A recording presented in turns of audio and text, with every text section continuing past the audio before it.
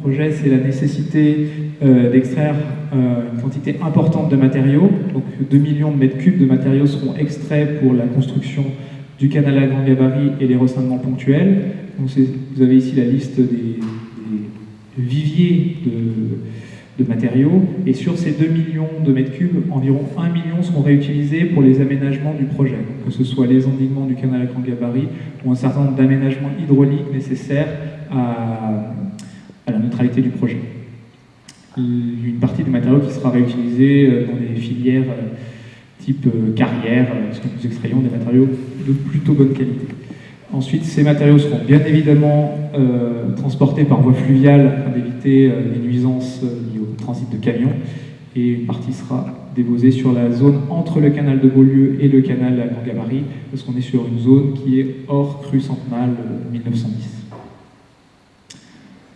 Au niveau de l'aménagement et la création de nouvelles berges, sur les 28,5 km du projet, nous créerons 34 km de berges nouvelles, 15 km sur la Seine naviguée et 19 km pour le canal à grand gabarit.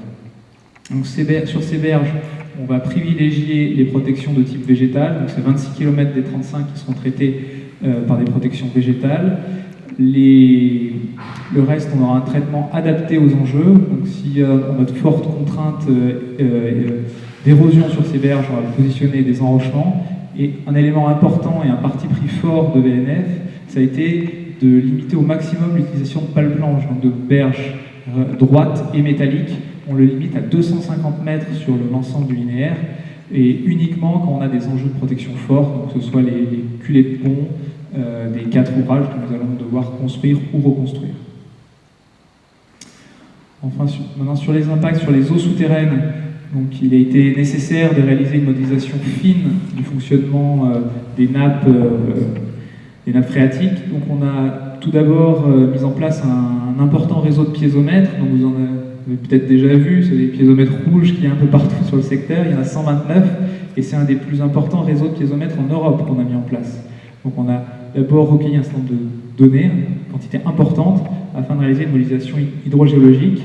Et les conclusions de nos modélisations hydrologiques sur le projet tel qu'on l'a défini aujourd'hui, premièrement, on ne perturbe pas le fonctionnement des nappes d'eau. Donc le projet n'est pas un élément perturbateur de leur fonctionnement, les écoulements se font toujours tels qu'ils se faisaient avant la réalisation du projet. Il n'y a pas d'impact, bien entendu, sur les alimentations et les captages d'eau potable du secteur. Et les impacts indirects qu'on pouvait avoir, on les a mesurés.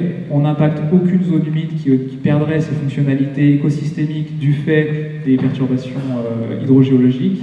Et de même, nous n'impactons pas de zones agricoles sur cette thématique-ci.